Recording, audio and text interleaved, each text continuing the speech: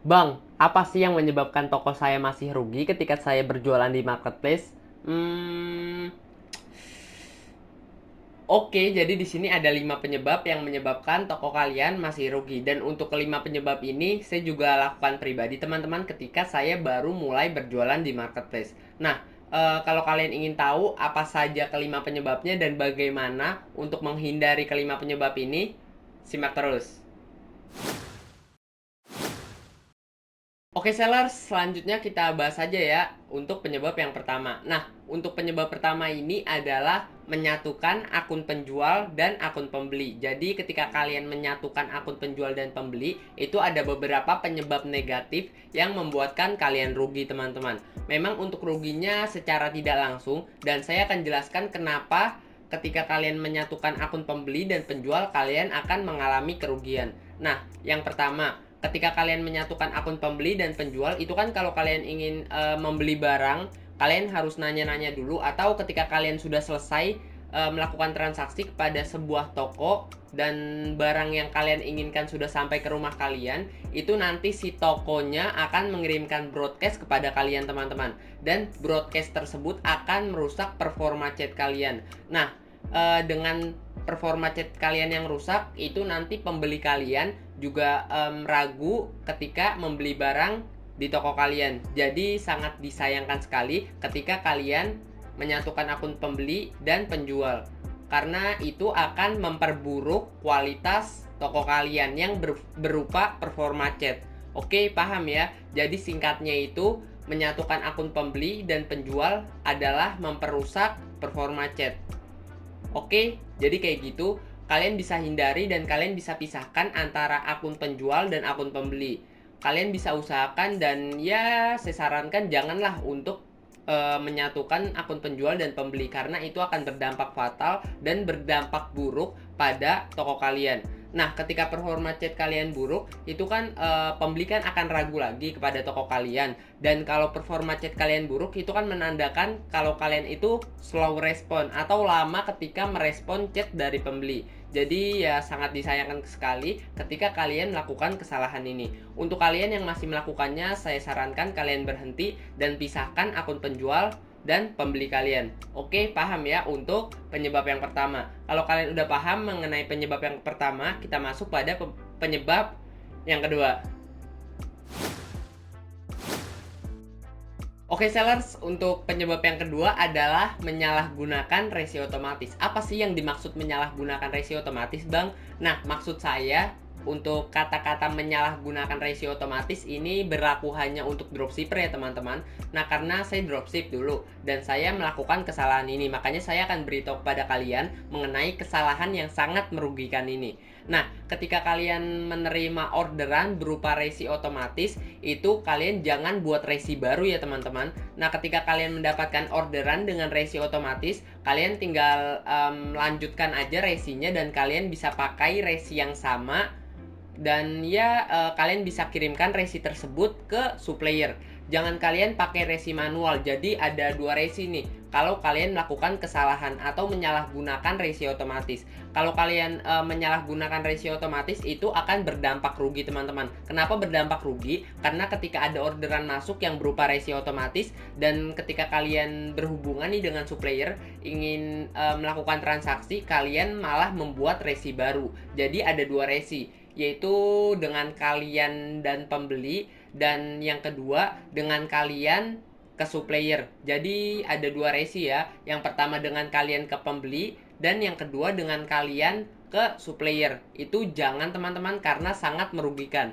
Nah, kenapa merugikan? Karena ada dua resi teman-teman. Jadi kalian bisa bayar dua kali lipat. Itu kan sangat merugikan kita kan sebagai sellers atau sebagai penjual di marketplace. Jadi kalian bisa hindari untuk kesalahan ini. Ini adalah kesalahan yang sering banget dropshipper lakukan teman-teman. Dan kalau kalian dropshipper, maupun itu di Shopee, Lazada, Bukalapak, Tokopedia, atau di TikTok Shop sekalipun, kalian bisa hindari kesalahan ini. Karena untuk kesalahan ini jujur sangat merugikan sekali teman-teman. Apalagi kalau ongkos kirimnya itu mahal, sekitar 50 ribuan atau bahkan 100 ribuan. Itu kan sangat merugikan bagi kita sebagai penjual. Oke, jadi paham ya. Jadi kalian ketika mendapatkan resi otomatis, kalian bisa chat dulu untuk suppliernya nih, dan kalian bisa gunakan resi otomatis tersebut untuk melanjutkan ke suppliernya. Jadi kalian hanya menggunakan satu resi saja. Oke, paham ya untuk kesalahan kedua ini. Kalau kalian udah paham mengenai kesalahan yang kedua atau penyebab kerugian yang kedua, kita lanjut ke yang ketiga. Oke seller, selanjutnya kita bahas mengenai penyebab yang ketiga atau kesalahan yang ketiga. Nah, untuk penyebab yang ketiga adalah berat produk tidak sesuai.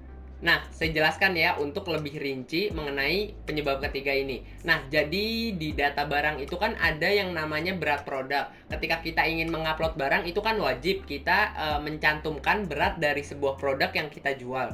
Nah, kebanyakan seller itu atau penjual mereka hanya memasukkan berat bersihnya aja. Dan ketika mereka mendapatkan orderan itu kan nanti yang dikirimkan bukan hanya barang bersihnya doang kan, ada packagingnya, maupun itu packaging yang berupa papan, kardus, lakban, atau apapun itu. Jadi di data barangnya itu kalian masukkan berat kotor dari sebuah produk. Nah, untuk dropship itu gimana bang? Kan kita nggak tahu untuk berat kotornya. Nah, kalau kalian untuk dropship dan kalian ingin berjualan di marketplace dan kalian bingung memasukkan berat produknya, kalian bisa naikkan aja berat produknya sekitar 15% lah. Dan misalkan nih berat produk kalian kan 100% nih, berat bersihnya kalian bisa naikkan 15%, berarti sekitar 115 teman-teman. Jadi begitu ya, kalian bisa tingkatkan 10-20% lah untuk beratnya agar kalian tidak merugi teman-teman. Karena ketika kalian mengirim sebuah barang, misalkan berat barang bersihnya itu 100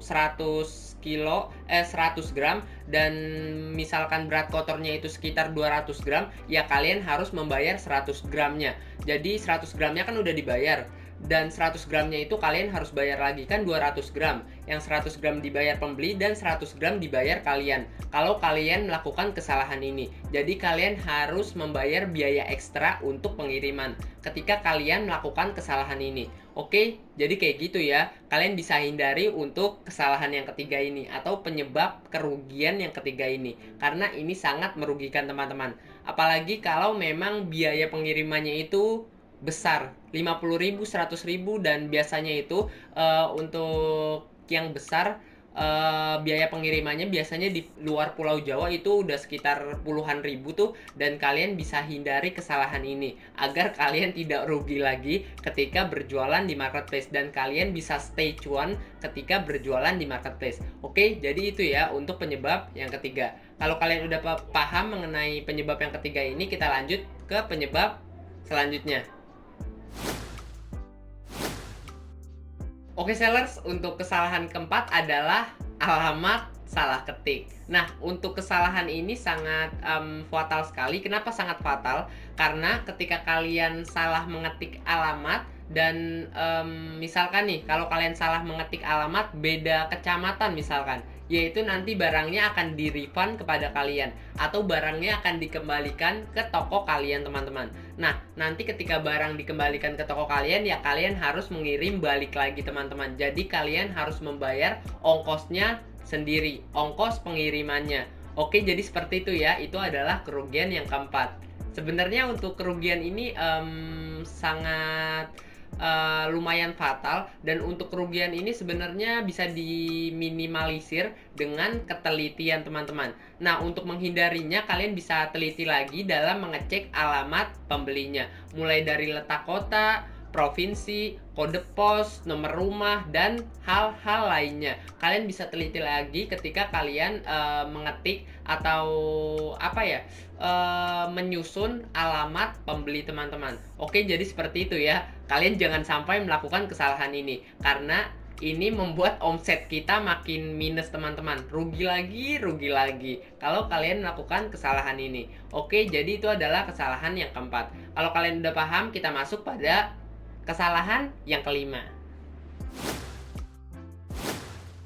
Oke seller, selanjutnya kita bahas mengenai penyebab yang kelima. Nah, apa sih Bang untuk penyebab yang kelima? Nah, ini adalah penyebab yang sangat-sangat parah teman-teman dibandingkan penyebab lainnya. Apa sih untuk penyebab yang kelima? Nah, untuk penyebabnya itu adalah produk tidak sesuai deskripsi. Nah, kenapa ini merugikan bagi kita sebagai penjual atau sebagai sellers? Nah, ketika ada orang yang beli produk kita, itu kan pasti mereka sebelumnya baca dikit-dikit mengenai deskripsi produk kalian. Nah, ketika kalian menerapkan deskripsi produk atau menyantumkan deskripsi produk yang salah, pembeli akan kecewa teman-teman. Kenapa? Karena produk kalian tidak sesuai harapan mereka. Harapan mereka itu sesuai yang ada di deskripsi. Jadi produk kalian tidak sesuai dengan kalian punya deskripsi. Jadi ketika pembeli sudah menerima barangnya, mereka akan kecewa teman-teman. Akhirnya mereka akan melakukan komplain, dan untuk komplain tersebut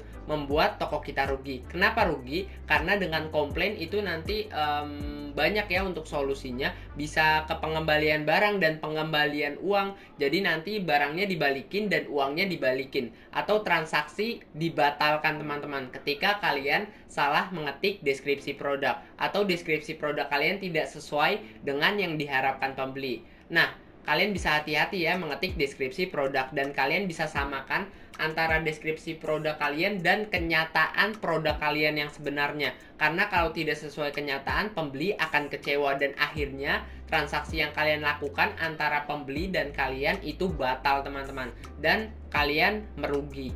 Oke, jadi seperti itu ya. Nah, kalau kalian ingin mendapatkan informasi-informasi lainnya seputar marketplace atau cara berjualan di marketplace, sosial media marketplace itu saya juga udah bahas seperti FB Ads, IG Ads, TikTok, dan saya juga bahas mengenai marketplace seperti Lazada, Shopee, Bukalapak, Blibli, dan marketplace lainnya teman-teman. Untuk kalian yang mungkin cocok dengan channel ini, channel tentang pembahasan cara mendapatkan uang dari berjualan, kalian juga bisa subscribe untuk channel ini. Kalian bisa juga untuk nyalakan tombol loncengnya agar kalian bisa mendapatkan informasi lebih banyak mengenai cara berjualan di marketplace atau sosial media. Oke, jadi seperti itu untuk video kali ini. Sekian dari saya Ahmad Hidayat. Terima kasih.